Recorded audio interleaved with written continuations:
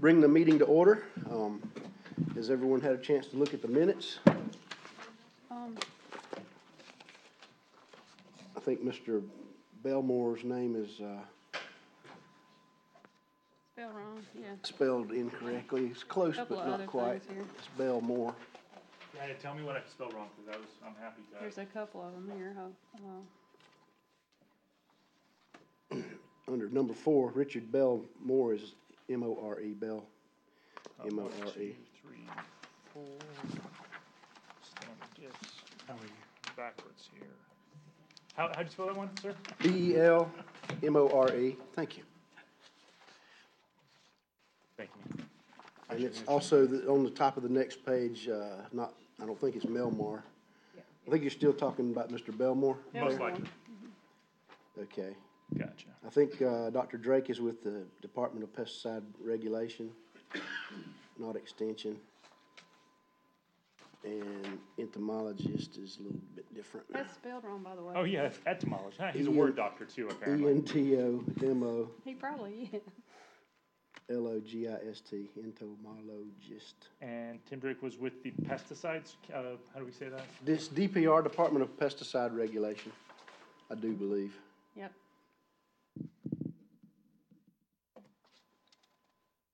Besides that, looks great. On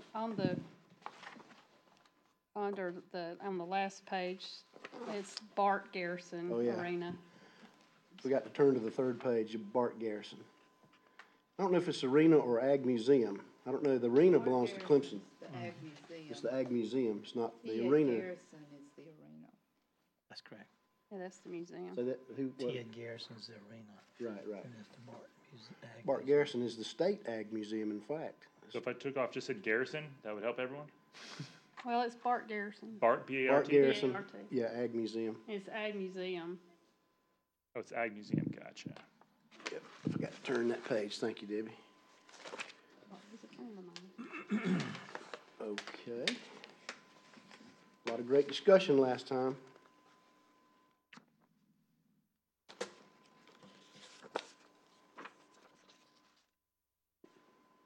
With those changes, do you need a motion? Motion to approve with changes made. I'll motion. Do I hear a second? I'll second. Those in favor say aye. Aye. All right. Great. All right. Now, see, we have some people to sign up for public comments. So, Ms. Casey Certain, would you like to come up and introduce yourself? Yes. My name is Casey Certain. I'm with the Oconee Cultivation Project. We're a youth ag program here in Oconee County that works with teenagers between the ages of 12 and 16, teaching them how to garden and farm sustainably by touring farms in the area of Oconee, also organizations like the Seneca Tree House and the Rinsing Center. And it exposes teenagers to different practices within agriculture that we're trying to encourage in our area. Well, thank you very much. What have y'all accomplished? How long have you been in existence? We've been running the Cultivate Teen program, which is our flagship program, for 3 years. We're currently in the middle of that right now.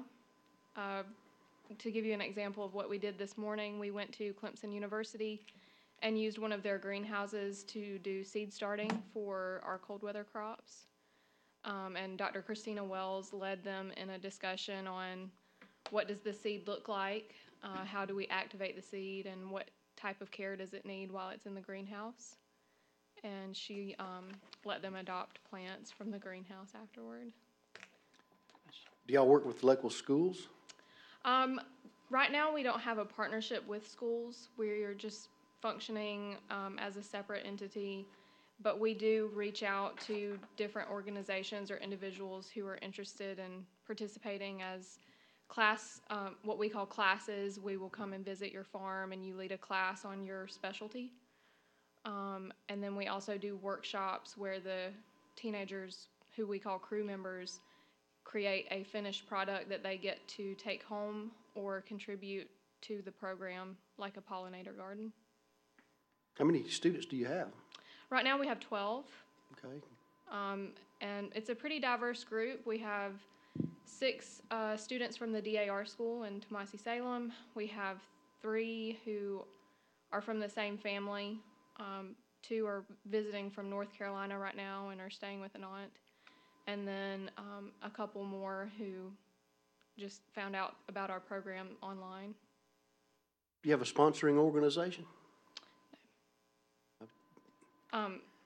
We just, basically, by sponsoring, you mean financially? Or any other? No. Well, how did you come about? I don't mean to grill you, but I'm Oh, curious. no, you're fine.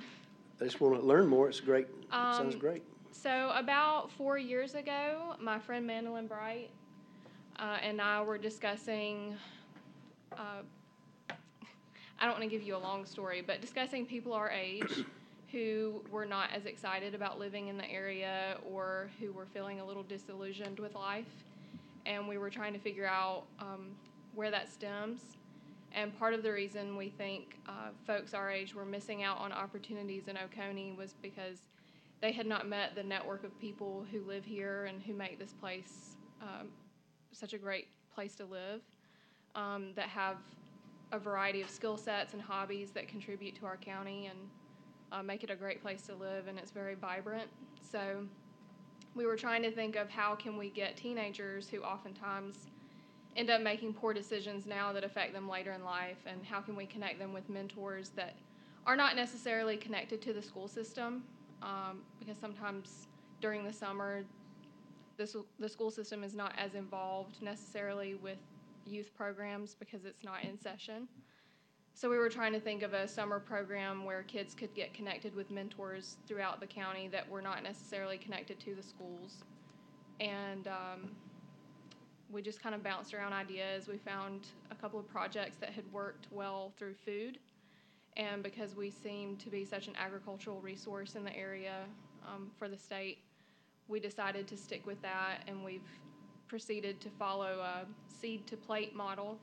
So students not only get to explore agriculture and gardening, but they also get to dabble with the culinary arts as well. And Coach Quick is someone that we're connected to in the school system who has allowed us to come in and learn about cooking with him. Last week they made homemade spaghetti sauce. We picked fresh tomatoes and made spaghetti sauce with him. South Carolina Farm Bureau has a program called Ag in the Classroom. It's really good for students. I've heard of it, yes. And we should check that out. If you need to find out where they're located, maybe we can email it to you. Also, the FFA groups and the agriculture teachers in the schools are very valuable resources, plus Extension, of course, Clemson Extension. So Mallory Daly has worked with us last year and the year before that. She's a great resource as well. we all sound like a wonderful group. I'm glad you came and told us about yourselves. Thank you. If we can do anything to help you, let us know. We're here to try to promote agriculture and promote group harmony and group spirit and getting everybody together, because we do have a diverse group of producers and business people. So We definitely, that is one thing we like to emphasize, is working together as a community and recognizing the strength that each of these organizations have, and how we can work together to create a complete model for the county. So sounds we're like you're on excited to top be of here. it. Thank you. Very good. Thank you for coming. I want to Y'all ask. have any Can I questions? ask something? Yes. I heard that y'all were at the farmers market this weekend at Foothills. How'd We that were. go? That was our first Saturday with them. It went well. We sold chanterelle mushrooms, which the crowd was very interested in, and had a good variety of folks that came out, and a lot of encouragement from the other vendors. We've been participating in the Clemson Farmers Market with the teens. They'll come out and help us, Right. so I'm hoping to get it scheduled so that some of our crew members can come out and help at the.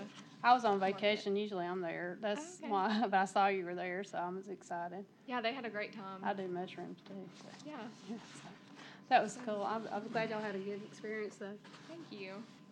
Right beside me. They was Oh, right- well, then y'all was that- right no beside wonder me. you had a I great saw you. experience. Yep, that's true. All right, thank you. Thank you very much. And Miss Amanda Callahan has signed up to speak, so welcome, Miss Amanda. Hi.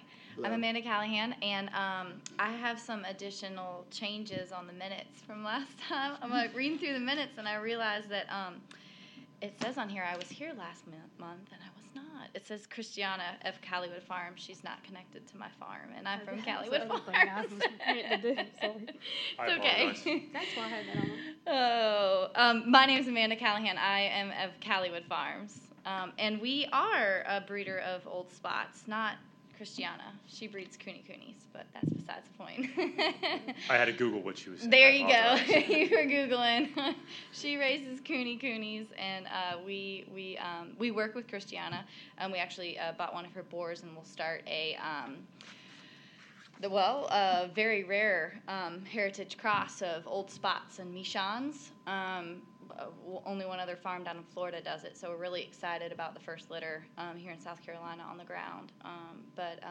We are a small family farm right here, or right outside of Westminster city limits, and we raise pastured chicken, pork, eggs.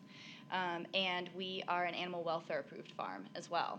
So we go through national guidelines on how we raise our animals and how we keep them. The best way to describe it is, y'all know organic certification. It really has to do with the food you feed your animals, and animal welfare approval has to do with how you maintain them, how you keep them. So we go through pretty rigorous standardizations around housing, around slaughter protocol, around all those things. We've been a farm here in Oconee County for about 7 years, and this is our 5th year offering pastured poultry to consumers in Oconee County, and our 4th year doing pasture or pigs in the woods model is much more. They are offered pasture, but it's more of a foraging system in our woods that we have set up for our pigs. But they're rotational grazing as well. I'd like to talk a little bit about some of the problems that we see at a small-scale family farm. Some of the things, for several years we were vendors at the Heritage Foothills Market, which was an incredible resource for us and really got us off the ground as a farm. My husband and I, we both work outside the farm as well, so it's a hobby that maybe one time will become a job. But most of our customer base are Clemson families. We even have a huge customer base that comes up from Atlanta to buy pastured poultry and pastured pork products. We have a very hard time cultivating Oconee residents into our farm. And it's something that we battle against. Prices, obviously, are way higher than grocery stores. But if you look at what's going in Greenville or even Columbia, we come way under that in order just to attract, and in hopes of attracting Oconee residents as customers. Our chickens, as you guys know, poultry processing is an issue. We still process all of our chickens by hand. We fall under the 1,000 bird limit that the state sets, or USDA as well. So we slaughter all of our chickens on site.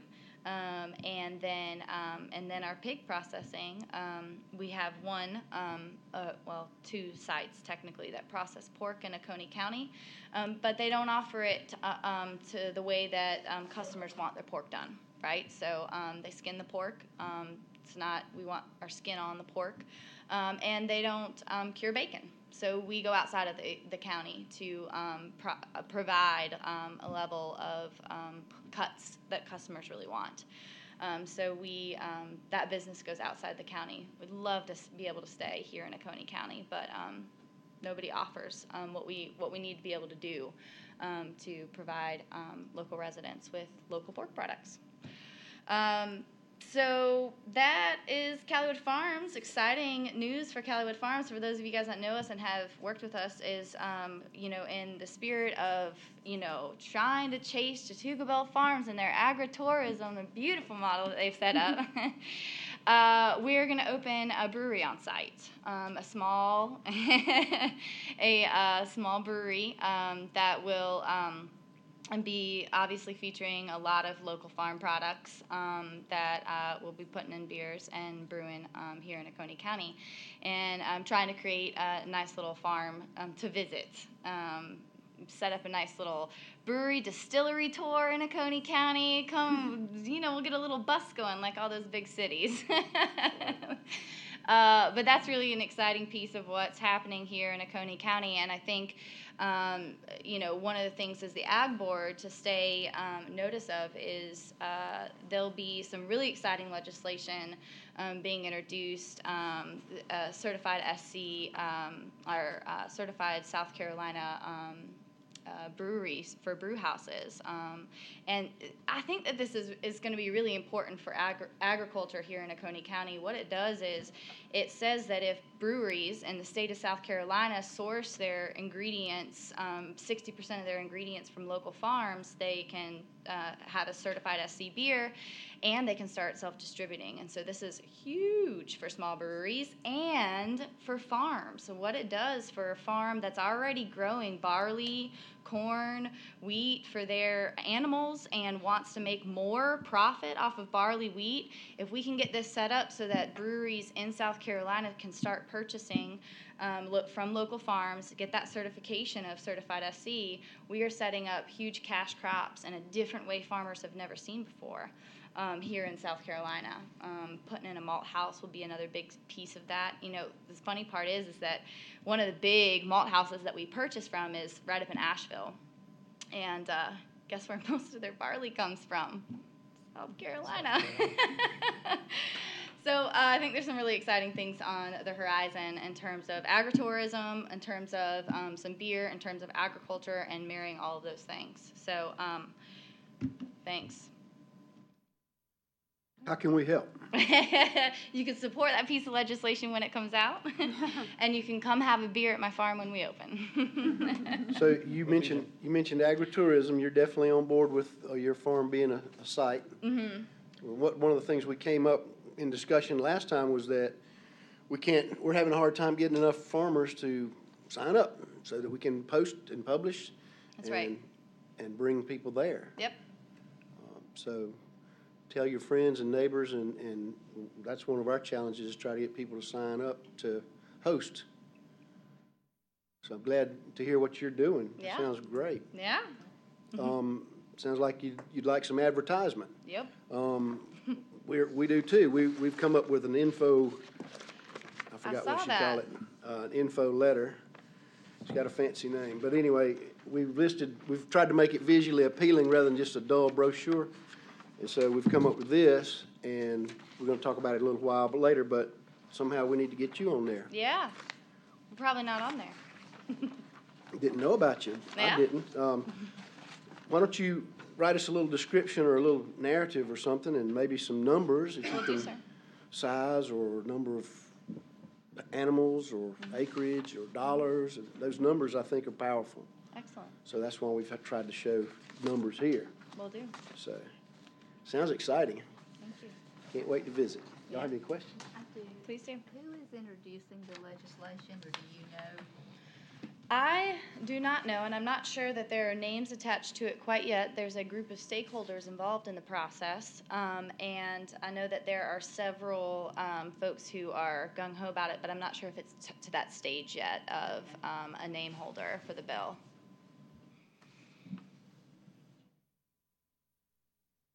Anybody else? Good to see you, Ed. We Thank you. We meet once a month. These are open meetings. Y'all are all welcome to come back. We're glad to have you.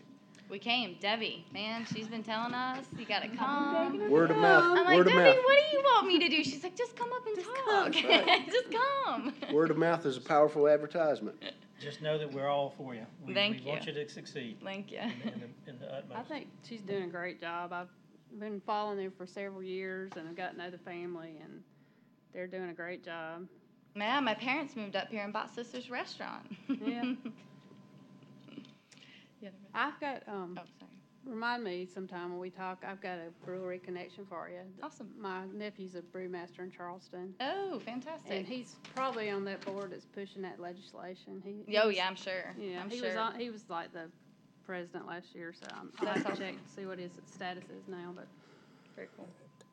I was just gonna say that I will try to watch out for it, but if you see it, if you would come back and make sure we are Yeah. all aware of it, that would be awesome. Yeah, for sure. I'm not the right person to do that, but there will be somebody here. Actually, Casey's boyfriend will be the one that's coming here to talk to you about it. That'd be great. He's doing a proposal, he's speaking to Tonight, yeah. but I can let him know that you were interested in speaking with him. He's over at Carolina Byron House, and so he's been a big central piece of it, as well as several other folks in the county. So, as y'all know, we have a couple breweries open up here recently, so it's good stuff. If you would, just give us a little description and maybe a small map or some kind of strip map to your location so we can help you advertise. Will do. Thank you so Thank much. you. Thank y'all for coming. Thank you. I'd like to move to amend the agenda to allow Mr. Phil Shirley to speak and present some information. Do I hear a second? Stuff. All those in favor, say aye. Aye.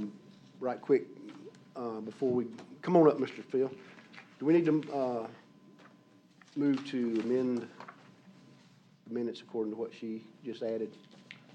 No, I'll get it Include all that there with- as- okay. That's fine, thank you. Great. Thank you. Good evening. Welcome. Good evening. Good evening. Thank you, Mr. Chairman, and ladies and gentlemen of the Ag Advisory Board. Appreciate the opportunity to share with you just a few minutes tonight. Thank you for what you're doing. And I'm Phil Shirley. I serve as your Director of Parks, Recreation, and Tourism. So we want to make sure that we get involved as much as possible. We want to help promote any kind of agritourism, any kind of needs, any kind of opportunities that arise. We want to make sure we're on the forefront of that. Tonight, I just want to bring something to your, just as information.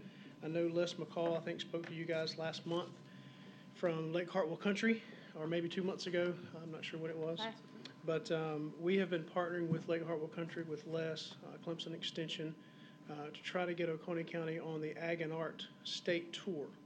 And that tour started back in 2012 in York County. And since it started, every year it has picked up a number of different counties who have been a part of that. And this past year, in those past years, they've had over 30,000 people to visit those farms through the Ag and Art tour process.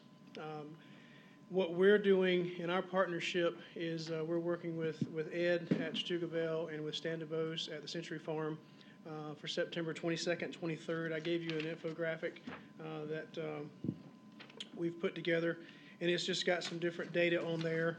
And the purpose of this is to highlight both where the produce is grown, the artist, allow folks to put those two things together, and just to bring awareness to those two entities. We hope that this is the first of many years, and we hope that next year we have more than 2 farms that we can participate with. There is a book that's put out every year.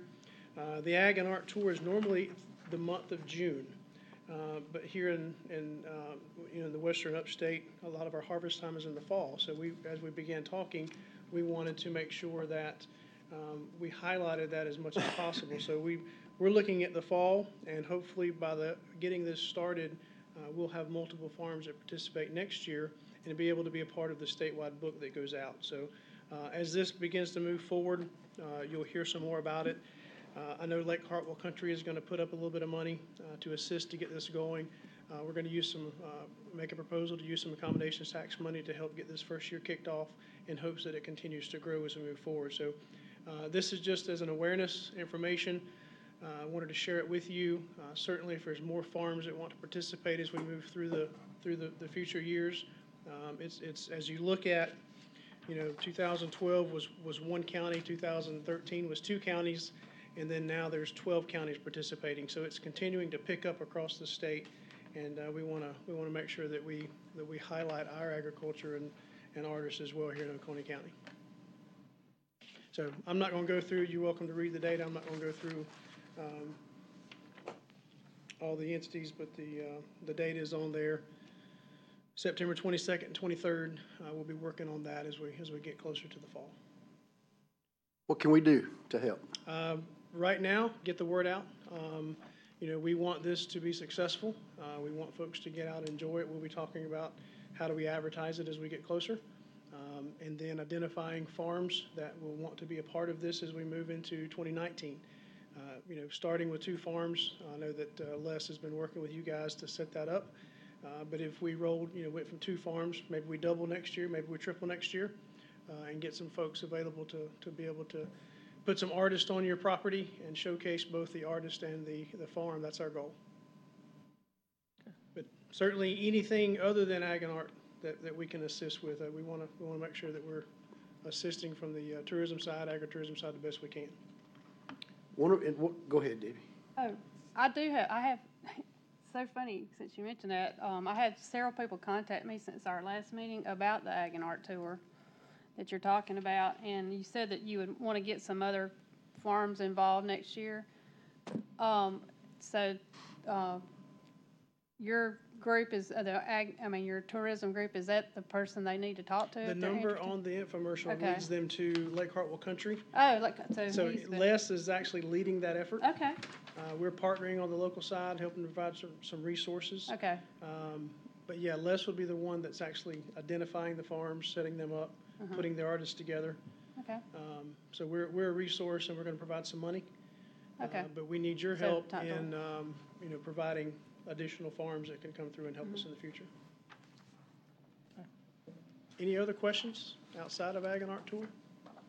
Nope, I had just want to say, Mr., we appreciate what you do for Oconee County and trying to promote tourism and keep pushing us out there in the Absolutely. forefront of other counties and just help us grow. We appreciate it. We're no longer a secret anymore, but that's a good thing, right?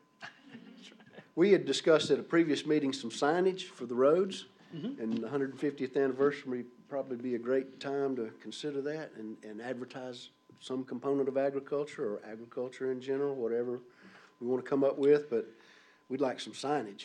There's a couple of options. We are working on some wayfinding signs now that will go in the ground this fall that identifies specific tourism spots. There's also, I'm drawing a blank, Adam, the tourism-oriented destination signage. I think you have one for Chattooga Belle, the blue sign. Do you have one of those for Chattooga Belle? No, that's, Wildwater has one, I believe. Wildwater's got one that's state. There is a state program that you can, if you have a destination that you would like to highlight, there is a state signage program that you can go through. Our particular brown signs will take you to a tourist destination stop, and then, but it won't do, we can't do private stops, so it has to be a public location. The blue-oriented, it's called Tourism-Oriented Destination Sign, TODS program, is available for individual businesses that want to highlight themselves as they sign. We also have the sesquicentennial banners that you've seen up probably around the county. We've put about 30 of those up around the county, and we've got a few more to put up in the coming weeks. So, but there are some opportunities out there for some signage, and if you want to talk about something specific, then certainly we can get together and discuss specifics. Sounds good. Debbie? Yeah, I'm doing a market to table recipe contest. I don't know, you might not have heard yet. It's been a slow rollout, but I've connected it in some ways to the 150-year celebration, and I wanted to talk to you about that sometime. We don't have time now, but can we get together sometime, maybe Sure. next couple of weeks, and talk to you a little bit about that? Be glad Okay. to. All right, I'll give you a call. Anything else? Thank y'all so much. Thank you very much for Appreciate you. coming, sharing Yeah, with us. absolutely. Keep up the good work. Number 4 there, ex officio member for our board. Recommendation to council for an ex officio member. I think we had a name in mind. So a little bit of background there. So when I came on board with you all, which happens to be exactly a year from today, so congratulations, I've been with you for a year. Congratulations. Mr. Howard was here. And I didn't go back and read through everything to realize that Mr. Howard was just here because he We was here. invited him. Yeah, we invited him. He was here. So in order to replace Mr. Howard, we would need to actually have a seat for him. So in order to do that, you all would have to make a motion, discuss, and vote upon it, asking council to amend the code to have an ex officio member as part of the Agricultural Advisory Board. It'd be a non-voting member, just like Mr. Howard was. So if that's something you all would like to do, we just have to motion, discussion, vote to have that, if that's something you all would like. But yeah, Mrs. Carrie Roach would be available for that. We definitely want to replace Mr. Howard as quickly as we can, and a tight connection with Extension would be great. So do we hear a motion to consider a recommendation for ex officio member? I'll make a motion. A second. All right, all those in favor say aye. Aye. Okay, the motion carries, and we'd like to discuss a person or persons that we would like to invite to do that. So, Ms. Christy Roach from the Extension has been recommended, and she's okay with it. Carrie Roach, huh? Carrie, yeah. okay. Can we have some time to consider that, other people, maybe other than Carrie? Yeah, for right now, we Right actually don't now, even we have just We a have to seat. actually get it approved first, right? Okay. Approve from the county first. Sure, we can discuss possibilities. She's the first one that came up, and she came to our last meeting, so that shows interest. Sorry about misremembering her name. Okay. So we have a motion and a vote to move forward to do that and make a recommendation to council to do that, so. I'll get a letter typed up into you, and you can sign it on behalf of the Ag Board, and send it on to them.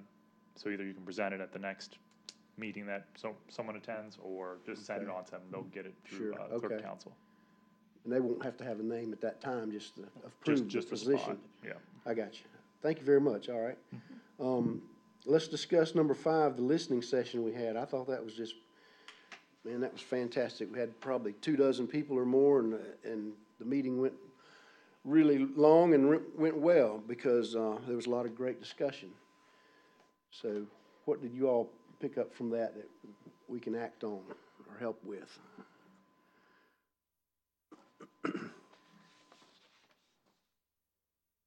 One of the things that struck me, being a former ag teacher, was that 3 out of 12 are on 12-month contracts. In the summertime, agriculture teachers have to take the students to camp, they have to take them to contests, and they have to have a supervised ag experience. It's pretty much a full summer, and I imagine these teachers are probably doing it on their own without being paid. I don't know, but they should be on a 12-month contract. So I know some folks at Clemson. I can investigate how that process works. I think it's a dual funding situation from school district and state, so I can investigate that if you would like and report back to you. And maybe we could make a recommendation for council to support 12-month contracts for ag teachers. Certainly. That's well within your all's purview to advise, sure. What do y'all think? Well, I think, didn't we discuss that West Oak lost one agriculture teacher, wasn't it? I think. Don't recall. Was that the Kim, did you get that? I did, I caught that. Oh, so that's going backwards there. You know, we need more promoters and doing that. I think you're right there. We may be able to, look into that. I don't know what we can do to solve that problem, but, you know, we should be supportive of the teachers doing what they're doing, you know, especially if they're doing it for nothing, you know. I mean, it's something we need to maybe look into. I'll be happy to look at it, investigate. I know the ag professors down there, so. Is there anybody that knows the connection in Oconee County, like the school board? Does anybody have a connection with? Yeah, Mr. Hanvey, in fact, volunteered Mr. McCall, and he came to our last meeting and spoke on that very topic. So I have a pretty good relationship with Mr. Hanvey and Mr. McCall. Yeah, so if we can get the entities together, I think that would be perfectly in scope with what we do. It's kind of a liaison between the entities. That'll be part of my investigation. Right. One of my takeaways from the listening session was the word that came up a lot was communication. Communication. When they came out and said, communicate it out with us, communicate back and forth. And that is just, we all knew communication was, a challenge. And so it's just been, the public itself has said, hey, communication's a challenge as far as the agricultural community goes. So that was one big takeaway that I felt from the listening session. So I don't know how to solve it. I just know that was something that was brought up a lot. It'd be great if all of us could talk to our respective groups and maybe write a little article every now and then or a letter to the editor or something. But, yeah, communication was a heavy topic last time. Is that not part of Clemson Extension's responsibility to put out a newsletter on a monthly basis that's supposed to have anything upcoming events, any news about agriculture? Is that not part of their responsibility? It's They don't part of publish a them. monthly newsletter? What, They you mean used to. By county or? No, Used Clemson to. Extension by county. They yes. don't. Oh, they do a yearly state of the, extension, What's, a yearly thing.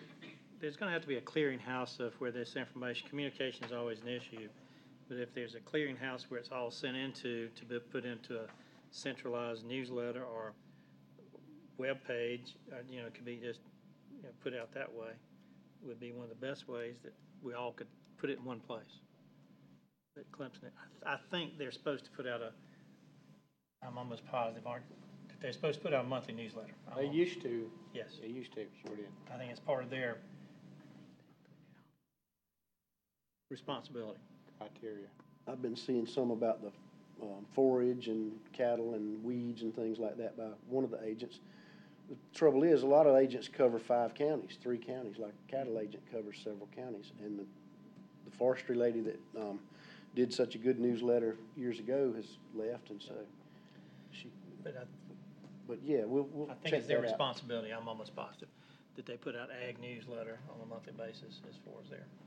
And the forestry letter went to electronic before it went away, so I was thinking about newsletter today too, and I'm thinking, well, this Yeah. day and age, maybe electronic might be Yeah, better. that's what I was talking about, electronic newsletter. What I think Sandra and I have found, and we'll get to it in a few minutes when you get to the farm, and this is a very rough draft, but the resource guide is everything you're asking's online.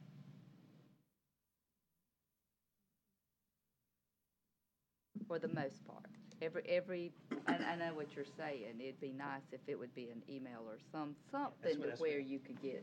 Consolidated. When I say newsletter anymore, it's via emails. Right. But it's on the website, like when we were pulling off for what you guys had asked for in the resource guide, that's where we were finding that information. And we found one, and I'll bring it up later or whenever it's appropriate, about the beginning farmer program that Clemson does.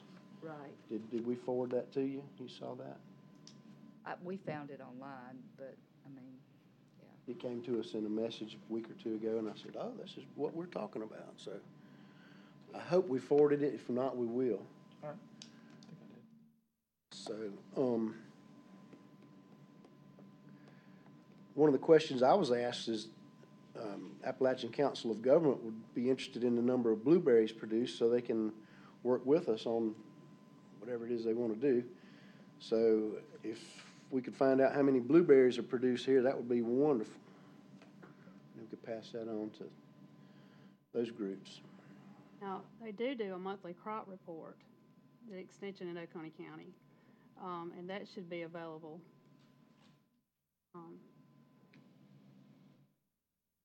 Okay.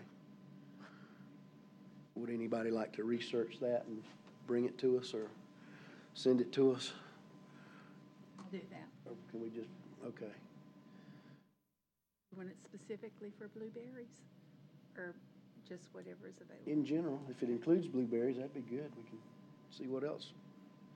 The whole report would be good. Like one of the monthly reports. I've never seen that. I've never seen one. Mostly, it's to do with weather. I get one from NC State, I don't You know who know, your reports are to, but, that's on chemicals, diseases, whatever. We get emails on that, but. The other thing, going along with the line what you said, there were 2 words I came up with, communication and coordination. The coordination part I know kind of goes along with communication, but that was what I think to me, that was the 2 things that were like the main words that came through. We don't seem to be coordinating too well with each other. That's correct. That was, and specifically, they talked about farmer's market, and I saw last week, a list of the farmers markets, and a lot of them overlap, like we discussed, and we've talked to people, and I read through the minutes, Ms. McPhail said that a lot of them, the cities benefit from the market coming to their town, so that's understandable. Well, I went to, the first week, I went to both Walhalla and to the, Foothills Heritage Market week before last, to talk to them about my market to table recipe contest. And there was 4 vendors in Walhalla and 4 at the market. 4 at the If Foothills we'd have- Heritage Market? Yeah, well, they had a market the night before on Friday night, and they had sold out of produce. We had 12 Saturday. So, yeah, so this Saturday they probably had more. I was on vacation, so I didn't go to either one. But my understanding is Walhalla didn't have any vendors this Saturday. No, they did. Did it? Okay. Yeah. Yeah, they had vendors. It wasn't a lot, but they did have vendors. Okay, I was The misinformed big then. problem you've got there is one thing I think we got to go is the small farmers, you know, a list of people that grow stuff, and a lot of people don't know about the markets. If you've got a big garden, you know, and you're producing food for yourself, and you've got that overabundant amount, a lot of people don't know they can come to the market and you know, get rid of that product for, you know, to reimburse part of their fertilizer, whatever they put into their garden. I think, you know, getting vendors to come, and you've got a certain amount of vendors that work these markets.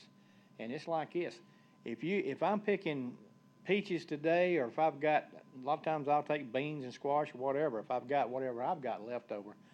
But the big thing about it is I've got to pick one day in order to go to the market the next day. And if you've got, and you've got your markets overlapping or the same day, you've got to throw your hands up and say, well, all right, which one do I need to go to, you know? But we do need to get some more smaller farms. There's a lot of, I know that our big farms are declining, but our small farms are increasing. And I think, you know, word of mouth to get out there to let people know that they've got a market. I think a lot of people in this county don't know these markets are going on. That's my opinion. What kind of crowds have been showing up at the market, at the Foothills Market, We've as been far as the having pretty- public coming to purchase? We've had pretty good crowds considering that everybody's products have been slow coming out of the field. Well, with the rain and With the everything. rain and everything, it slowed everything down. Now, You this got- past week was probably the best one we'd had, but we had a pretty good crowd. We counted 500 cars even that Saturday where we had 4 vendors. You said 500 cars? Mhm. And only 4 vendors? They did real well. They sold out before like 11 Well, o'clock. You know, most of the time, you know, at 12 o'clock, you're going out of the farmer's market. Doesn't matter where you go. It's 12. You usually about sold out or whatever. There's been several. I know this Saturday I worked. That's the first time I'd been there because I had some early peaches that came in.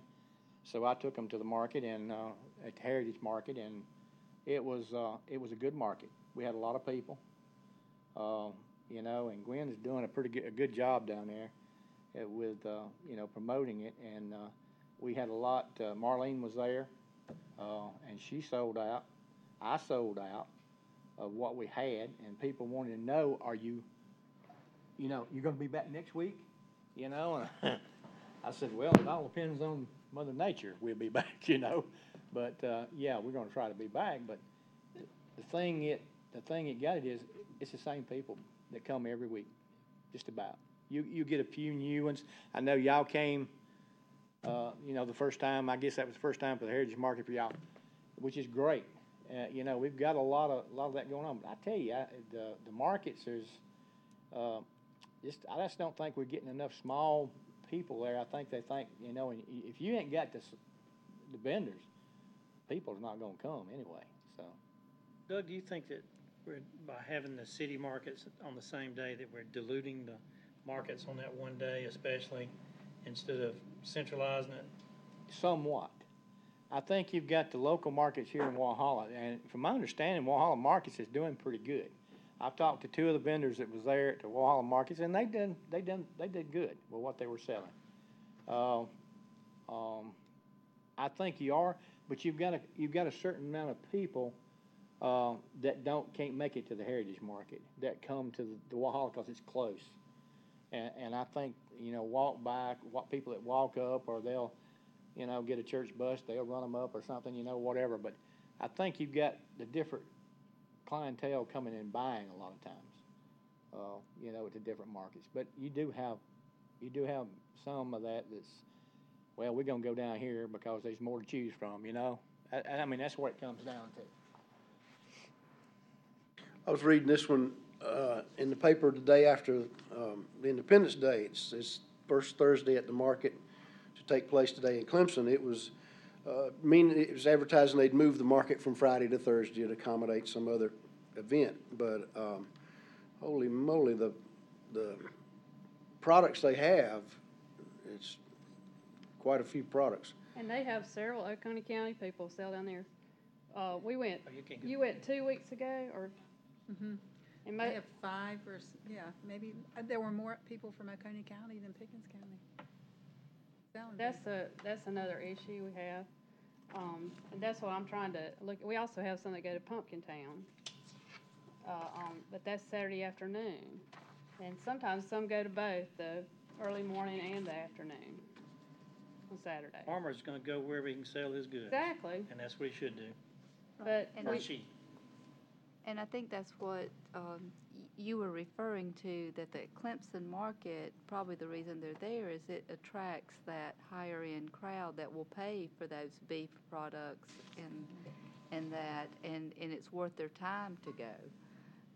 When you get it all together, you're talking a few cents in gas to get from one market to the next. You're going to take your product where to sell. If you ask me, I would. I did a little bit of research after we talked about days of the market, obviously Saturday is a good day for a market because a lot of people are off. But they said the second best day is Thursday. Clemson changed to Thursday this year from Friday. They used to have it on, or was it they had it Wednesday? They had it- Fridays, yeah, they had Fridays and they Patrick changed Square it to Friday. Thursday. Is that right? So, but the research over all around the country is Thursday's second best day because what they're thinking is that the stuff that comes in early in the week that the farmers know aren't going to last till Saturday. A lot of times, sometimes that's a good time. Plus, people do their grocery shopping on Thursday or Friday, so that is another viable day for a farmer's market. Is Thursday afternoon. This may be the thing that helps a lot of those farmers more than anything, to get the word out for them to realize what is sold here. Not necessarily this, but somehow get the word out that we have the organic beefs, the certified South Carolina grown, that there's educate, and it'll take time, but educate that you're not buying, there's a big difference in a farm grown hog in what you're getting there and in, mass production. It's a difference, it's a difference in a customized product as opposed to an assembly line product. And that's what that Clemson market probably has a niche for more of. And isn't Patrick Square an upscale It's high end. neighborhood, pretty consolidated? Well, we have a few of those too, and they've asked if farmers could bring products up there, but people would rather not travel as far. Well, they're Yes. kind of remote, where they are in a way. Some of them. I mean, I don't see a lot of people coming all the way up to us. Do you, Debbie?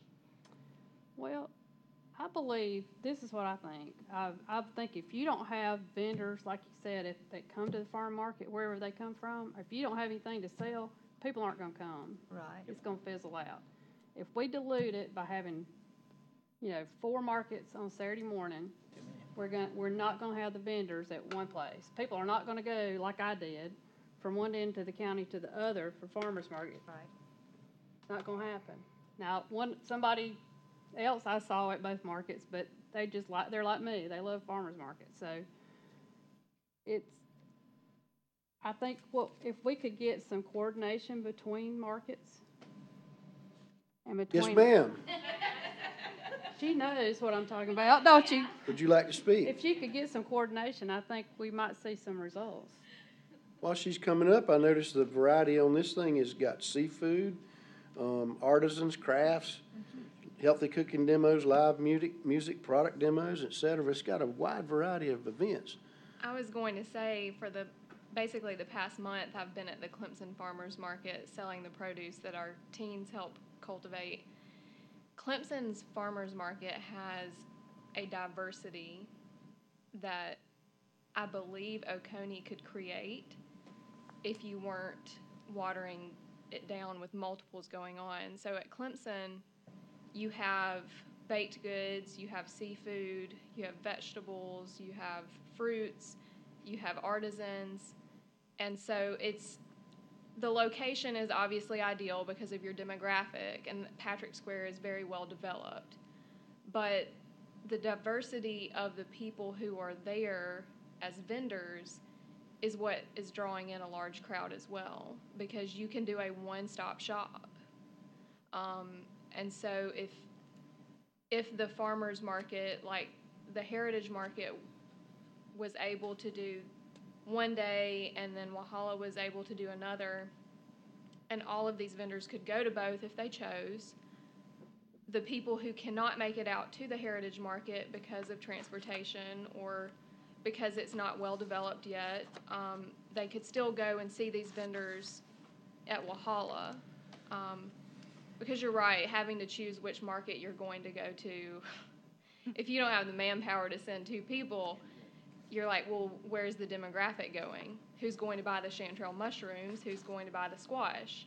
And the thing that draws people into Clemson is the variety of vendors. And I know, based off of that infographic that you have there, we have the capability of creating that diversity through contacting your local farmers or producers and then educating the people who are coming out and wanting that lifestyle of that customized menu.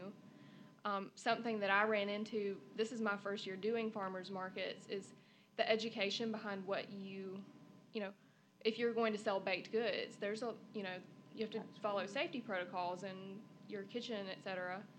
I had to do all that research on my own, and some people, my grandma makes great baked goods, but if she doesn't know how to get online and research all that, who is helping her figure it out and go through the paperwork? That might be something to consider to get the diversity you're looking for. I think that's part of what we need to do with the directory. It's the cottage food laws and that kind of thing. We have so many questions about that. Yeah, canning and cottage industry. Mm-hmm. We're working on a directory that should include that, like Debbie said, so. That was good. Now, our relationship with Clemson, with the Home and Garden Center, did you talk to Adair when you were going through all that? Adair Hoover? I did not. I was referenced to her, but I actually found, I can't remember his name off the top of my head, but there's another individual that I spoke through with emails about. He's at the state Department of Through Agriculture. DHEC. Yeah, I know who you're talking about. I can't think of his name. So that was actually how I got all of my information, but Adair was good one about of the doing names your that came testing up. and stuff like that when you Yeah. need some test run on something to make sure it's okay or whatever. She's our contact in Oconee County. Yeah, so just, and I found that after weeding through tons of people, like, how am I supposed to do this and not hurt someone or do this and get in trouble?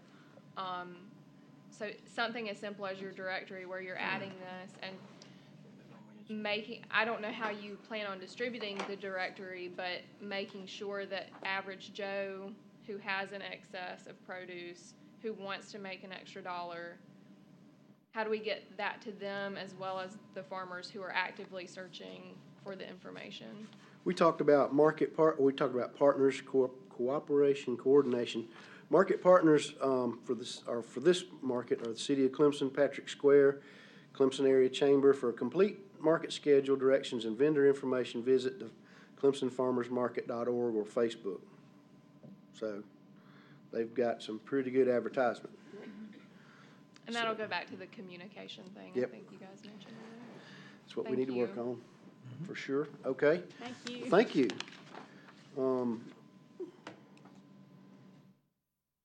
Ready to move on? We talked about the listening session enough. Number 6, protection of ag lands and buffer zones. And Mr. Adams done a draft of a letter that we can share that asks council to consider establishment of buffer zones.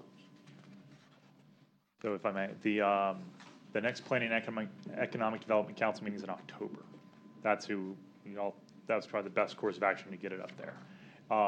If they're willing to have an earlier meeting, would 2 or 3 of you be able to come to it? If they would just have it for just this issue, like call a special meeting, would 2 or 3 of you kind of be able to volunteer for that?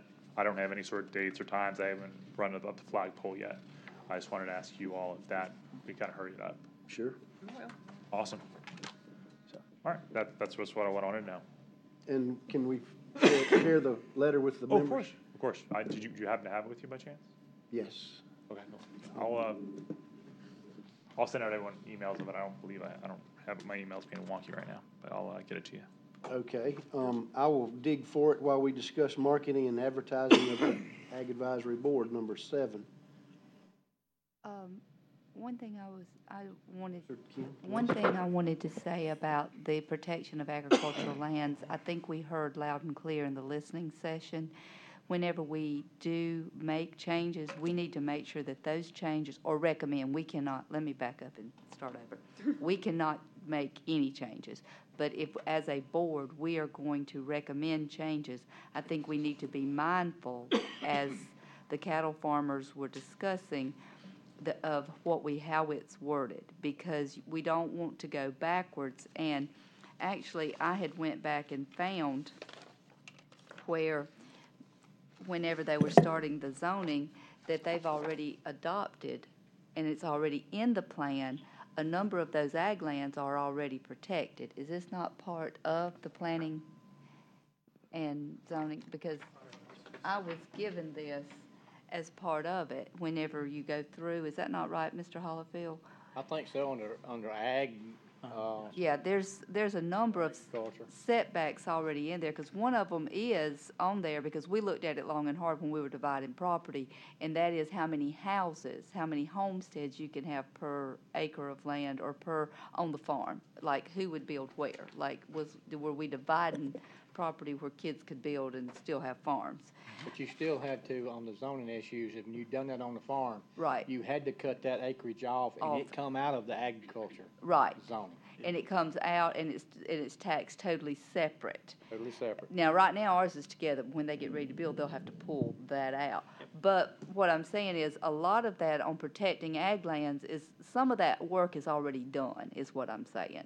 I think, is it not? No, you're correct in some aspects. So what you all are talking about is taxes.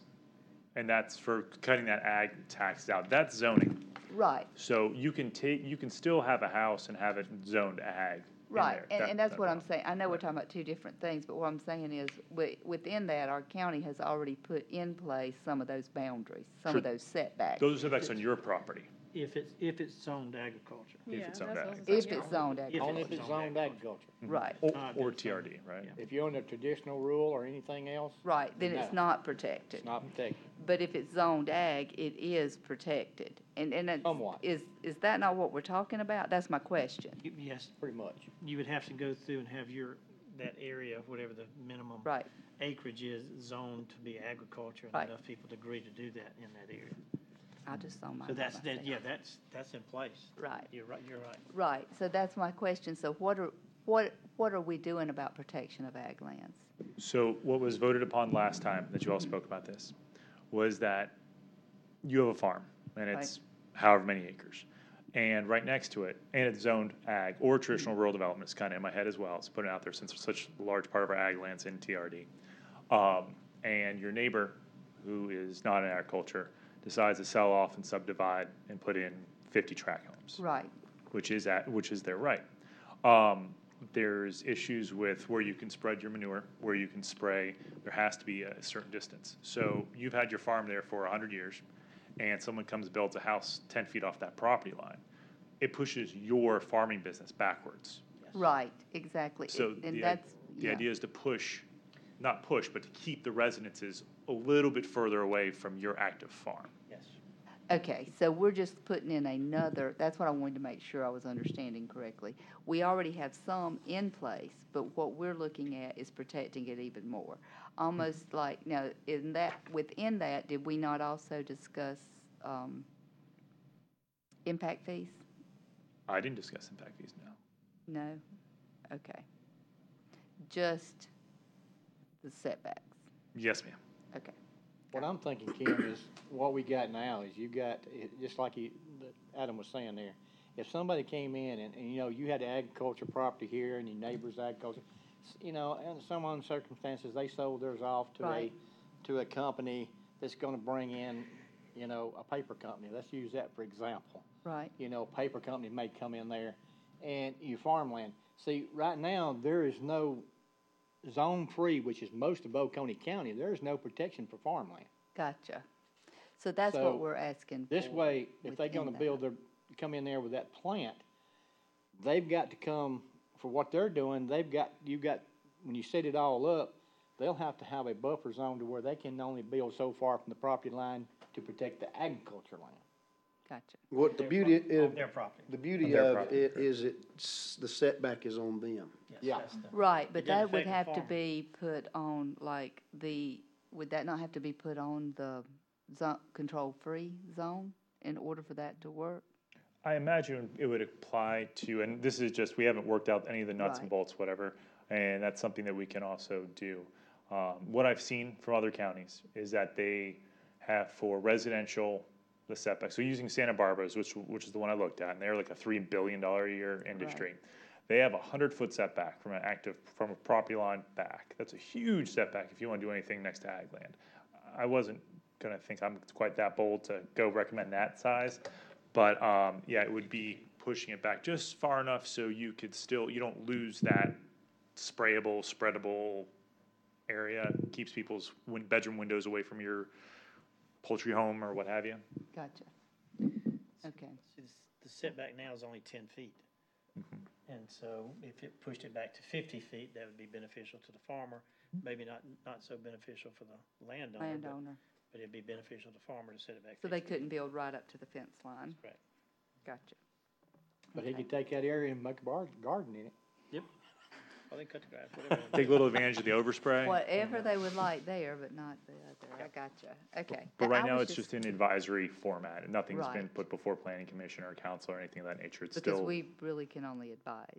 that's correct, but you're certainly welcome to come to planning commission and put in y'all's information and let the planning commission know if it gets that far. Share that. You're certainly welcome to come here if it gets to that point.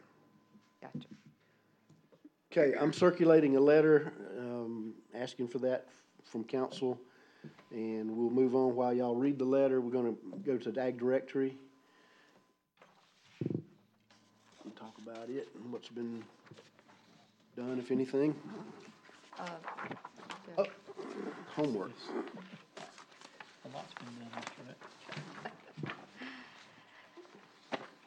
This is a very rough draft. I'll let Sandra talk. We wanted to put something down so that you guys could look at it and then give us direction of where to go. Of course, Clemson Extension is a huge resource, and Sandra went through, she sent me a lot of this. We emailed out and back and put that information in there. I have a question. When we got down, I did use the Farm Bureau logo because they support a lot with that, but they also have a lot of programs. So do y'all want those in the directory? That was one question I had. Ag South had a lot of programs. There's a number of stuff under certified grown. We just need you to tell us what we need to do. And then under non-governmental organizations, Sandra had given me Casey's information. So the Oconee Cultivation Project's number one on the list here. And then 4-H is 2, beekeepers. But then we just need the information to fill in. and how they want it listed. And what would be nice is if they would tell us exactly each group what they want listed on there, or how they think what they want out about them. But this is a rough draft. I mean, it's like, It's a good start. Wonderful. Very good start. so. Did I move? I don't know if we had emailed out back. If I may, real quick. Yes, sir, So please. this is wonderful. When I got this today in my email, I'm like, this is an incredible jumping off point. I really appreciate it. A word from our county attorney. He said, anybody who, if we're gonna have this be open for anyone, it's open for everyone. Yep. So if Joe's Feed and Seed, if we're saying there's Feed and Seed is in here, Tom's Feed and Seed has to be in here. If somebody says they grow unicorn feed, they're in here. So we can't at all discriminate. This is a county publication, so everybody you can't tell, now you don't really belong here. They want to be in, they're in. That's kind of the thing. And that's fine, we just need to know who they are. Right, exactly, 100%. And like, I love how you put like summer 2018, just kind of noting that this is a updated living document. This is a perfect, like, way to go about it. Well, that was exactly my question when we started. Some agencies provide insurance, and so how we can't promote private. I need to work on that, but if anybody, I think we can't promote it, but if we kind of put it out there, like I said, that is not 100% on my knowledge base at the moment, but I'll definitely work on figuring if that we can. But there are only a few companies that offer certain type of specialty insurance, like Markel offers like equine insurance, like you can insurance the, There's Yeah. a lot of people in insure ag. right. So What I'm saying though is there's certain ones that like you say, do you insure this? And they'll say no. So what I'm saying is if they want to be in here, I don't have an issue with it, but we could just put a link for all I care. Or we could leave it off for all I care. I'd like people to know about it. I just don't want to get in trouble for something, You could just put like a general resource for, ag insurance, people that insure ag, where there would be a list of, all the local things instead of listing each individual. So what I do for, when people call me up all the time, the planning office asks me for a surveyor or good builder. I can't recommend that. So what I do is I send them to the state LLR board, SC LLR, and that says, hey, go there. So we could utilize something of that nature, maybe grab that list or do something to that effect if there's something like that for the individual industries we're talking about. But I will ask and see if we can put private businesses in here. Kind of seems like that's the direction we're going. So let me see if we can do that. Please do. Thank you very much. And this is great. This is great, y'all. I like it. So let us know what we need to do to contribute, and Adam's gonna find out how far we can go, how we list and all those things, and that's great. Debbie, Market to Table Contest. Okay. I think, y'all all got kind of a, that schedule that I'm going on. We had to kind of slow things down a little bit till we got some approvals and that kind of thing. I went to several of the farmers market. Miss Gray went to the Clemson Farmers Market, and we talked to mainly we've been targeting the actual vendors to begin with, to get them interested to, when somebody buys something from them, then say, hey, we'd like for you to enter this recipe contest and use us as one of your vendors, kind of thing. So we're getting it kicked off. We kind of put back the deadline for the June contest till the 15th of July is when we're going to accept recipes until that time.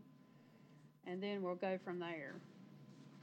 But I'm going to talk to Phil this week about possibly doing some advertising as it relates to the 150-year celebration. And then you'll hopefully be hearing more about it. Okay. I don't know if Adam's had anybody send him some yet, but I've had a couple people said they were going to. Thank you, ladies. Glad to see you. No, Okay. Thank you. Bye. no one's contacted me as far as I haven't gotten any. Okay, well, your email's on there, so. Right. Expect to get the, I will. As soon as I get them, I'll forward them all to you all. okay, just send them to me. And we also have a drop-off point at the Foothills Heritage Market for the recipes as well, so I hadn't talked to Gwen since Saturday, but I will. Anybody have any questions about it? It looks great. If you know anybody that's interested in sending a recipe, tell them to send it to Adam. Or, yeah, I mean, it's amazing work that you put this all together. I mean, it's really But, nice. yeah, we just need to get somebody to get started and so we can start kind of promoting it. I'm gonna really start push next week, I think. Now that we're starting to get peaches, I come up with a peach cobbler. Mm-hmm. Well, Debbie. speaking of go ahead. Excuse me, I was just gonna ask, can we get newspaper advertisement for this? Well, see, Is that- we probably got a little bit of money we could use for that. We have $1,000 we can play with, and Okay. whoever which way you all see. Newspaper definitely we could do, or banners, radio spots. Yeah, I want to talk to you too about getting us, and we could probably tie that in with the exhibit that we're planning for the fair to get some banners, that kind of thing, so that we 100%. can have something that, we know who we are. And we also are working on the name tag. I hadn't gotten those yet, but I'm working on it still. I didn't run off with their money, but, just when you go out and talk to people, if any of y'all are gonna be at a market, if you've got, we want Chattooga Bell people to chime in on this too. When you have people come up there, if they buy something from you, one of your products, and they wanna send in a recipe of how they used it, that's what we want. We want them to say, You need some flyers to put out at different locations telling what it is, because we don't have time to explain that to every person, but if okay, you got well, a flyer, that's what we're working that you on. can just hear. That's what we're Would y'all working like on to right do now. that? Stick it in a basket of peaches when it goes out, be glad to, Right, be okay. glad to. And I can get these made for you specifically if you would like, if you'll give me some numbers or whatever you want. Okay, Yeah, we can get something printed. okay, We have allies with Phil and with Mr. Blackwell, so they've offered Okay. assistance. In fact, they printed these. well, I was planning on, I'm gonna meet with Phil hopefully next week or so to get him some, and then Mr. Blackwell as well. Be May I, glad thank you. May I jump back one item? Did y'all see the, beginning farmer program? Did we send that to you? It's in the backup. You found it, you material. said you found it. So it's integrated in with this? It's in the backup material. Okay, all right. That was my question. Good. Good. Because it sounds like a good program. Debbie, is all those great recipes, are those gonna end up in a recipe book? We don't know, I haven't No. recipe yet. So everybody has to, as the ag board, I remember you all agreed on everybody here is gonna cook something too, right? Was that Yeah. correct? We're all having buy-in here and maybe a nice little buffet one night. That'd be You can just great. bring peaches and vinegar, sir. I That's see your really- face. Bring peaches. Bring peaches, or you could bring some from Chattooga Bell. Mm-hmm. From down the hill. That's made with peaches or apples or. The brandy works fine. blueberries right now. All right, y'all ready to go to logo? We want to bring the logo back up. Remember, we recall we had it changed a little bit from, y'all still circulating that letter, by the way, right? No. Read that and pass it. We had the graphics changed a little bit to reflect more of an apple logo and the mountains and softer than the steep slopes. And it was just brought up that we might be getting logoed to death if everybody has their own logo, and we talk about pulling together. We could just use the county logo, we can use the farm logo, there's two already available. I think the logo together. What are y'all's thoughts? Something needs to be right there. It does. It doesn't matter to me what. But we need the brand, we need to brand what we're doing We'll pass that again and look at it. with whatever logo we decided. I don't even, yeah. This kind of looks like a tractor tire. I think that's what they're trying to do. Did you mention that to Mr. Blackwell? I like the color. Yep, they mentioned that the county and the cities developed their logos at the same time, so they have basically the same, with slight variations, they have the same theme and, colors. There it is. but they had the advantage of creating at the same time. You had it right there. I know it is. Which Got one? Rex's name on the bottom of And we can change this one a little bit. I'd like to see some yellow in there, Yeah, green and yellow. put a little sun in there. Here it is. These are, recall, based on Mr. Howard's design. All right, let me pass this that way, read that, and give us your thoughts on it. This is a letter Adam drafted for the buffers. I think, I mean, this is just the idea I had, instead of any particular commodity, is having like a farmer. Just something that look like a farmer, since we're advising the farm community. Put a plow on it. Sure. A farmer, just, you know, We'll take a picture of Doug, stick him on yeah, there. there you go, Yeah, I'm a stick, no, farmer. you know, you can have a outline, if you think about what you think about and as a We're farmer. open for anything. On the non-agriculture side. I think about Bubba. Just kidding. I agree with that. I was thinking. construction work. Okay, we will run it through the mill once more. Come up with a farmer, plow, or tractor. All right, ag display. I think what, you have there from Ms. Hartwell, or Hartman is, that would be a perfect thing for me to blow up once I got, All right, um, y'all look at your handout of the, what do they call this, an an infographic. infographic. Because it's a graphic and it's informational. I just made that up. All right, look at these, there's 2 pages, and I have a couple of things that they left out, number 10 overall in agriculture. I have a question, I found where we were second in poultry, they put third in poultry and eggs, so I'd like to clarify that. We're 8th in cattle, calves, and, which they didn't put, but also we could add that to sheep, goats, wool, mohair, milk. And then, do we want the AAB logo on it? Or is it busy enough? It's got the heritage logo, it's got a barn. Is these figures right here?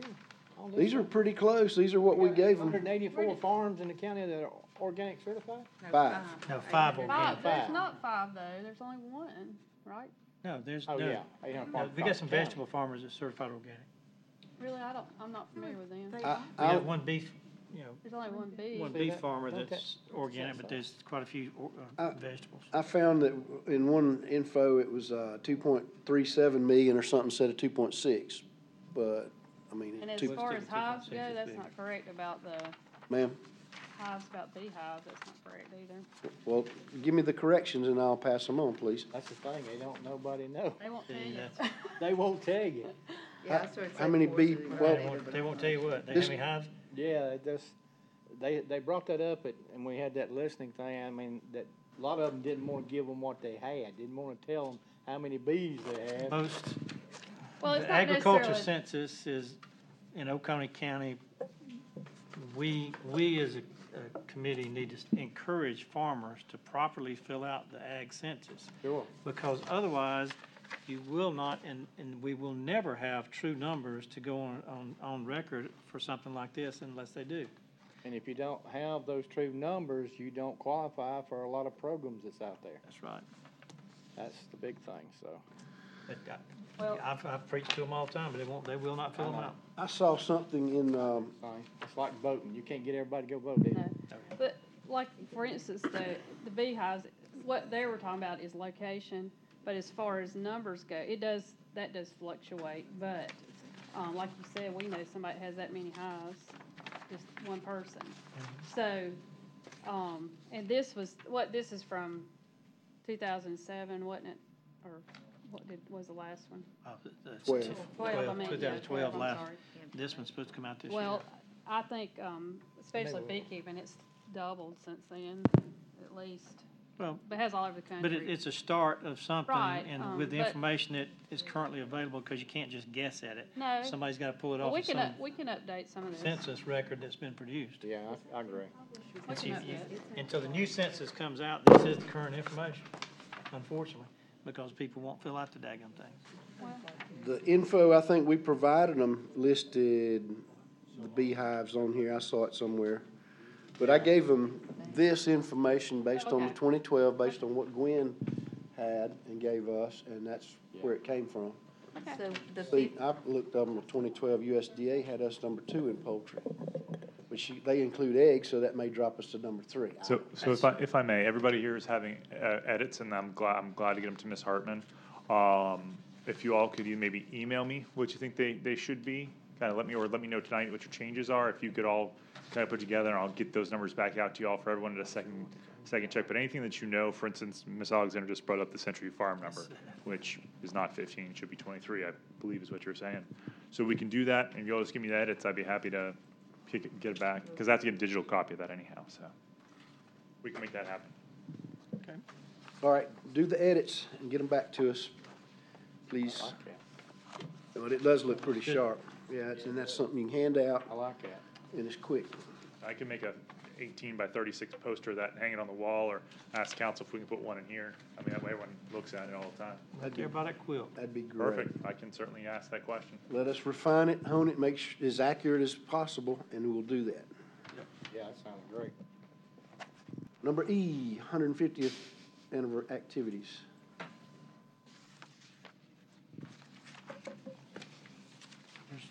Something. I'm glad to hear what Mr. Shirley brought up, and the banners I didn't know about. That's good. There's a lot going on in Pickens County, apparently, I see in the paper. Can't let them outdo us, can we? No. Any competition.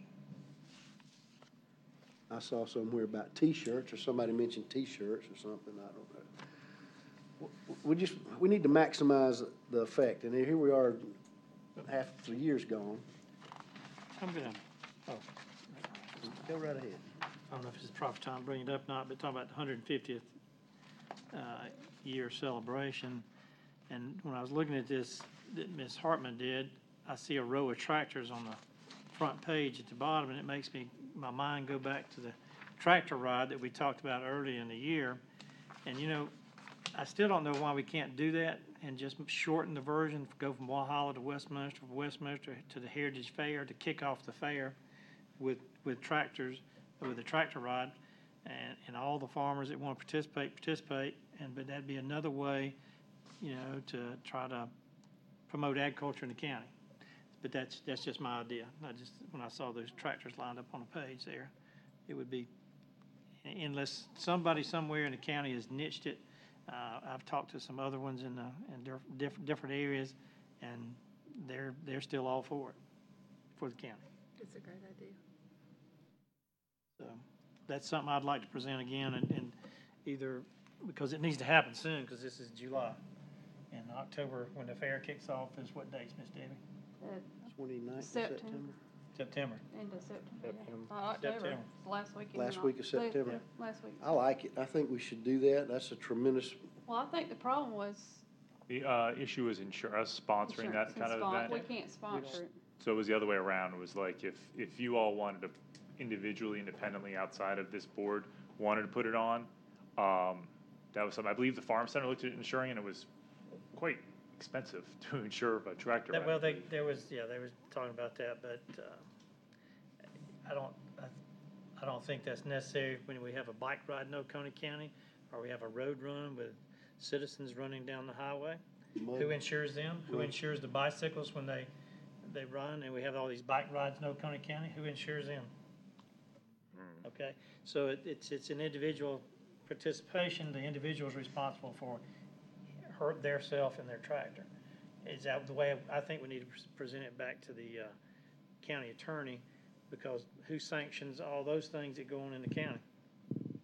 Or if it's not even sanctioned, well, then it's okay. But there's plenty of those things that are sponsored. Are they not? I mean, are they not? I mean, we must pay enough insurance on our parks and boat ramps and fire trucks, everything else. It should. Every time there's a fire, yeah, I mean, but in a parade, if there's a parade in Oconee County, who, you know, it's the cities or the county or Veterans Day parade or whatever it may be, it happens, doesn't it? Rally in the Valley is a big bike. Rally in the Valley, is that sponsored by, I don't know if that's, who sponsors that? A lot of sponsors. So the of it. question goes back to me, you know, as a businessman, I'm looking at everybody else is doing it, so. And I they've been think that the sponsoring that. business though, where the initiates. Well, we can get some businesses rather to than sponsor county. the financial part of it, but I think, I don't know, I just think it'd be a pretty neat thing to bring attention to agriculture in Oconee County, and especially this 150th year celebration. I agree. Good time to put it out there. But anyway, we can talk about it. Do we need to make a formal motion and I don't think we can. to investigate further? To investigate further, no, I can certainly dig around, and if you're around at some point to talk to probably Mr. Martin Sure. or Mr. Root to maybe see what that possibility is, or your elected official, certainly we can see what the ability to make that happen is. I remember the stopping point of that was, it was the insurance. It seemed really expensive for whatever that was. For if it was going to be an Agriculture Advisory Board or a Coney County sponsored project, we had to get, council to vote upon it. That's the same with the directory, and they're the same thing essentially. It's a project that the county's sponsoring. That's why we had to come with a disclaimer. That's what took so long, because I took a while writing a disclaimer for the mark to table contest. So we can just definitely work on it and just try to dig a little deeper on it, kind of dig our heels in and try to see what the possibility is. Okay. Good, thank you. What about the 501c, one of the, what is it? Visit Oconee? The fair had looked into it, and Gwen I'm looked talking in. about Visit Oconee. Oh, That's possible. Ken Sloan and Visit Oconee Yeah, the County. 501c, somebody else besides the county. true. It could go through them. That's part of, tourism and ag tourism, so to me, that's a perfect fit. So I agree that it should happen, it's just how to make it happen. Getting somebody to, We have partners. We're forming these partners, as we mentioned earlier. So any other activities, any other things y'all have in mind for the 150th? I think the tractor thing is, I like it. Trail ride. to come into the farm though, there's nowhere to really do that. So, it's on the highway. And insurance there's not an issue, cause. Well, I'm there's talking no- about up in the, wherever, in You're talking the about it, off-road, is it- way separate from the Can you do something tractor. on the Palmetto Trail? Is that something, We've can you got put a a lot horse of on the Palmetto trails. Trail? Is that? You can, is it Whetstone's only. Whetstone is It's the only- only Burles Forward. There's only a few trails that are accept, or will allow equestrian, horses. yeah. Yeah, but is In it Oconee. does, right? yeah. Big ones. Tractors will bypass all the main roads. There's, I don't wanna mention the C word, but there are big ones at Clemson, a lot of trails down there. Well, that's what we were just sitting here saying, we would be in Pickens County, we wouldn't care, but we would Was be this in the two counties, yeah? Pickens County. We have trails up at Whetstone, but anyway, just, if you would work on that and see what we can do. If we don't have any other talk, let's move on to number 8. Apiary directory. Doesn't it be part of the farm resource? Actually, Is that- Ms. Sewell was is that- mentioning. Is that for spraying purposes or alert people? Oh, okay, what I had talked about, what Tim made me think about this, and what we talked about is, a while ago, is,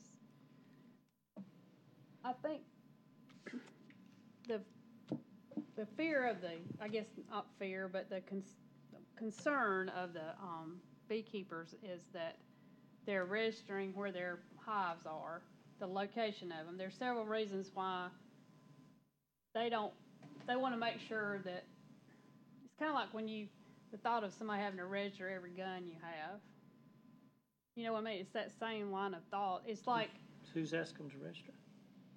they, well, to be in the, you weren't here, I'm sorry, but they have a registry where, say if a pesticide contractor was going to spray a particular area, they could go on this directory and see if there were any apiaries in their area where they were going to spray. Okay. But the problem that we've had with Clemson's had and with the local beekeepers have had, that there's some concern about registering the exact location of their hives for several reasons. One, they don't necessarily want people to know exactly where their hives are, just for, like, somebody coming to rob their hives, or somebody coming to destroy their hives, or Right, I whatever. You know, there's a lot of different reasons. Just like the ag census, they don't want to tell. Yeah, it's just like, and I don't know all the reasons, but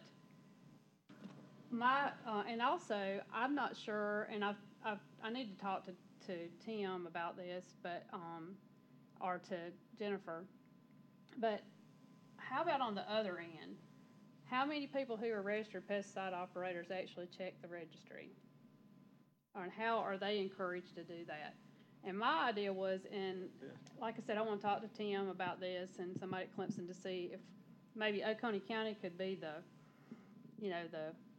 poster child, and we could get as many of the entities together that could actually have more beekeepers register and more municipalities like Oconee County, Seneca, whoever, get involved in this registry so it would mean something. There'd be some meat to it instead of just hoping that people are going to register is kind of what they've been doing. I'm not trying to, they just haven't had very much luck getting either party to either look at the registry or either the beekeepers to sign up for Okay, it. so what do? Well, I was hoping that we need as to a do? group that we can encourage either the municipalities like Oconee County, have they ever checked the registry?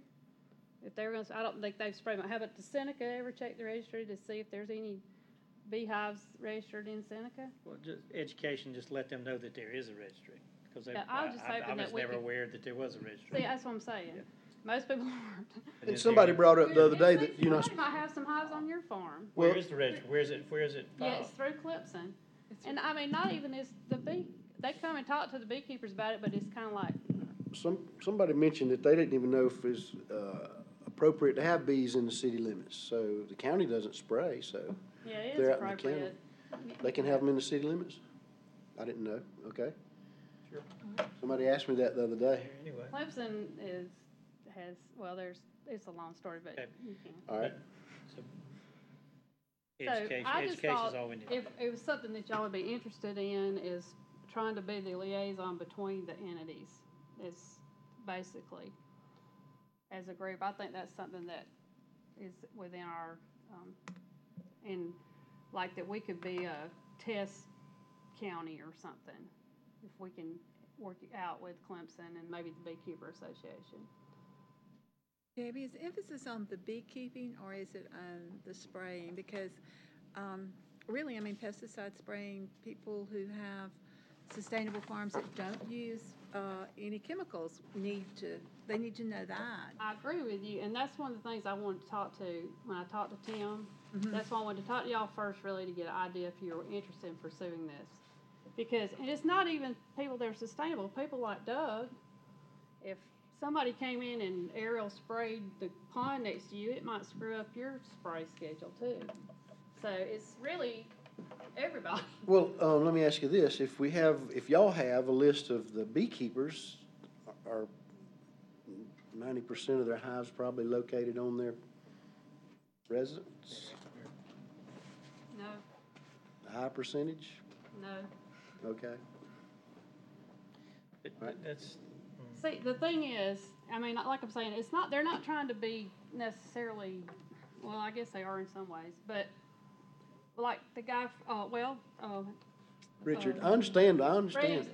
Rex came to our Yeah. beekeepers meeting with Blue Ridge, and he said, you know, he was saying, oh, we'll contact you when we're gonna spray, blah, blah, blah, blah. Well, that's all well and good. I'm glad Blue Ridge decided to do it, but some of the beekeepers wanted to tell him and some didn't. So what they asked him is, well, can you just, when y'all plan to spray in a certain area, can you just email me? but see, there, I know, you I'm can't just have it both, saying you that can't if have we it both could, ways. You're either gonna, if you're gonna be a part of it, you I gotta put your agree. name on the list, and then they're gonna contact you. I agree. You can, I don't But think, we wanna get in the that's middle. what I'm saying, but they're not sure that everybody that sprays is contacted. Well, Seneca posted the spray schedule a few weeks ago in the newsletter, but Did they check the registry? I don't know. That's what I'm trying to say, if we could come up with a way that we could make that, so that everybody knew about the registry and that, huh? Never gonna happen. How accurate is It's, I mean, no, I'm just saying, it's, is the I'm saying registry? that people aren't gonna, everybody's not gonna check.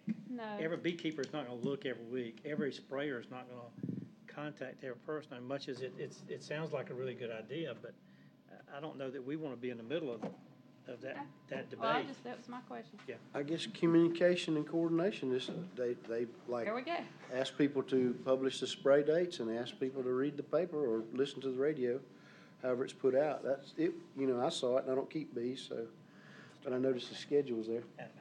So if I may, so I believe the whole spraying, the genesis of that conversation was the city of Seneca spraying of the conversation. So I believe this resource, this Clemson resource, is for people who get contracts with municipalities, with counties to spray. It's not for the ant-man going by to check and see if your neighbors can spray or not. So I believe as part of the contracts, and that you could probably say, check your registry, or have they checked, or maybe that's part of the protocols.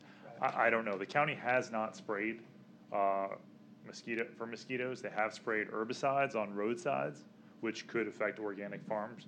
But I don't believe they missed it. I think it's directed. But still, that runoff, it's still close enough. So they haven't sprayed for mosquitoes. So we can certainly use some information and checking to see where the gaps are and see if there is an opportunity for us to get into it. But yeah. Nothing else, you could get it on like the county or city contracts that they have to check a registry, or they have to make some effort to notify people in the area. Right, if in the future, so we can only advise to the Right, the county, that's what unfortunately. But that's what I'm getting to, is if we could somehow, make that as an advisory to the county. that's well within y'all's purview. But let's find a little more information about the program. Okay. So, do you happen to know the website? Because I'm Googling here and I'm coming up with everything. Yeah, but it's hard to find too. It's actually Clemson University, Right. Department of Plant Industries. Plant Industries. Yeah, even if you look up Tim Drake, you'll eventually get to it. I'm trying to, I'll send you the exact All right, I link, but appreciate it's, that. Adam, I think if you. That would be a good start, that was more accessible for people. I agree. Then that goes to That's why I Clemson. was, Perhaps I should check our directory. I think it's. yeah, really. Yeah, I think it's in the directory. Okay, all right, thank you. New business, the letter for buffers. Has everyone read the letter for buffers? That right there.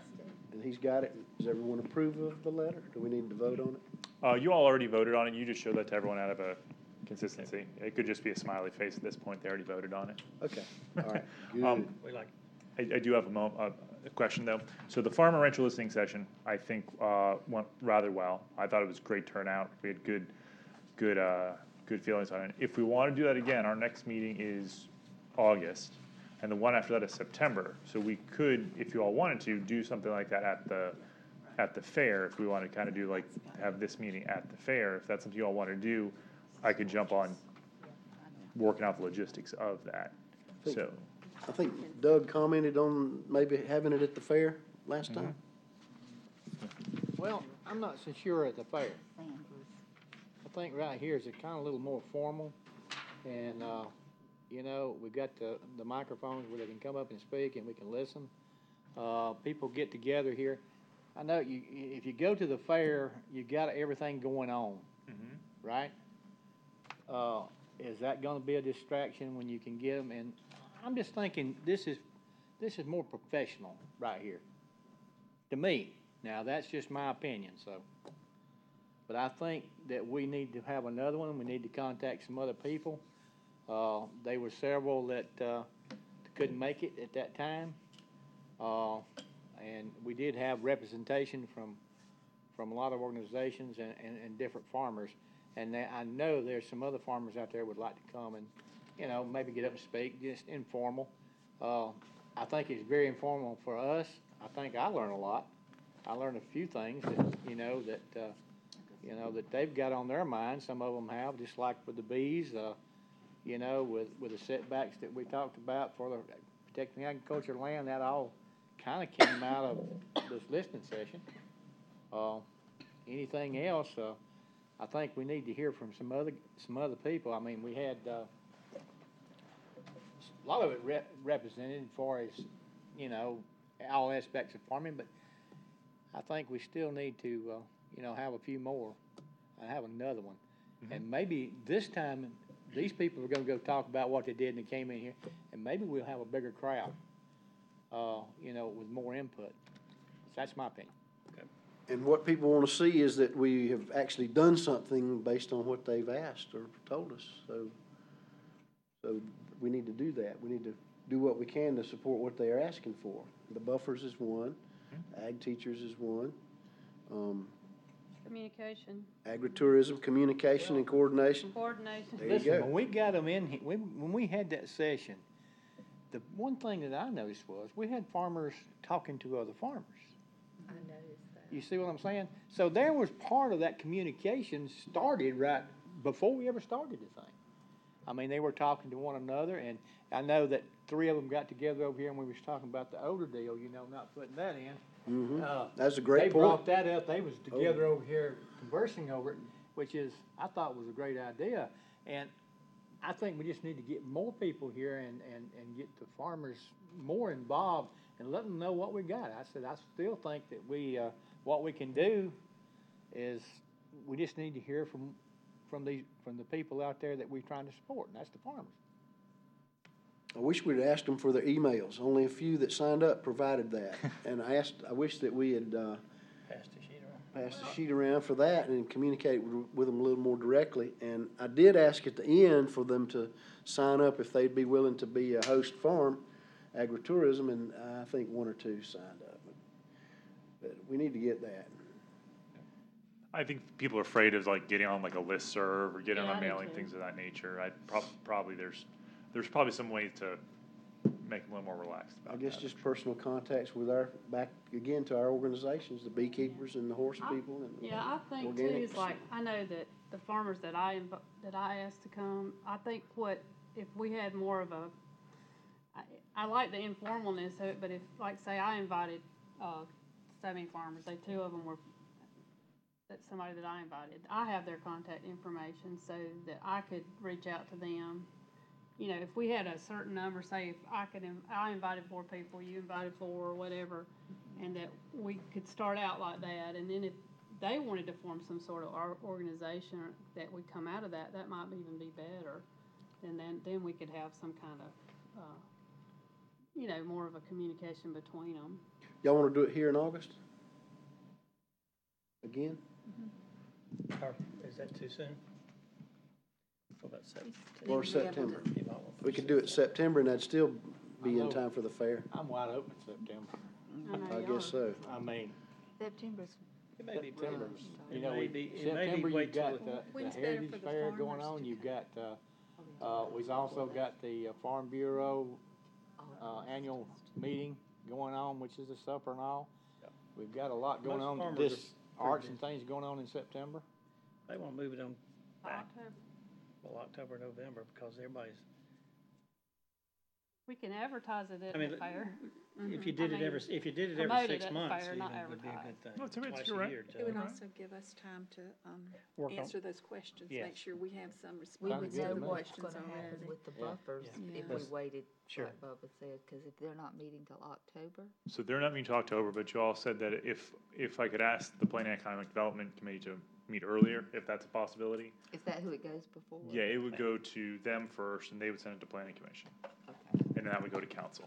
It's a little circuitous because let everybody put their fingerprints on it. I gotcha. I thought there was something, one of them was meeting in September. Planning Commission, I thought you mentioned September, but. Planning maybe Commission meets twice a month. I Missed that. Anyway, that's fine. Yeah, let's push it back a little bit. I think it'd be better served if we space it out a little bit. If you do too Like I many said, at it's- one it's time, busy. they'll Fall's just not busy. come Yeah. after a while. Yeah. Yeah. But there's several that I invited that didn't come. They had conflicts, so I'll invite them again. But, October, November, which? I think November, November Don't you- looks a lot better for me. yeah, it does, November does. And I know it would for Marlene, cause she's She's wide that's, open yeah, right now. November, yeah. Another thing too, just like, Amanda knows came tonight, she couldn't come to the forum, but to continue to ask people to come in other meetings too, I don't think will hurt anything. Yeah, maybe the ones you invited, Rex, could come, like, just to a regular meeting and they could speak and. That's true. And November gives me enough time to try to coerce some cash out of someone. Maybe we could do a little event, maybe do some advertising, But the one Bottled thing about water. it is, if we can get enough in here together, you're working on communications. A lot of the farmers don't know other farmers. You introduce them, and sometimes, and other meeting does they have where all farmers come together? I don't know of anyone. Well, Soil and Water comes closer than anybody, well, we need a you know? farm expo in Oconee County. If we had an ag Yeah. center where we could have one, that would be a good thing to start with. I agree. You know, because if you can Way get, down there in Florence. I just think it just works good when you can get more people, more farmers together in one location and they can talk. I know that, the conference with Farm Bureau Conference at Myrtle Beach every year, I'm talking to everybody that's fishing to, you know, growing a onion or, you know, garlic or whatever, or cattle or whatever. You've got everybody there, and you'd be surprised what they talk about, what they're doing, some of the aspects they're doing on their farm, how they're sharing some information. You know, a lot of them don't like to share a lot of information, but, you know, you've got some out there that do. I've learned more at ag conferences than I have in a lot of things from other farmers. So, but yes. Yep. Be a good opportunity. That's a great point, Doug. Okay, so let's shoot for November.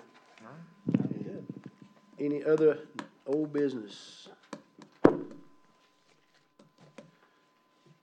think that pretty much wraps it up. Y'all do your homework and make corrections on this and get it back to Adam or me as soon as you can. Make a motion to adjourn? All those in favor say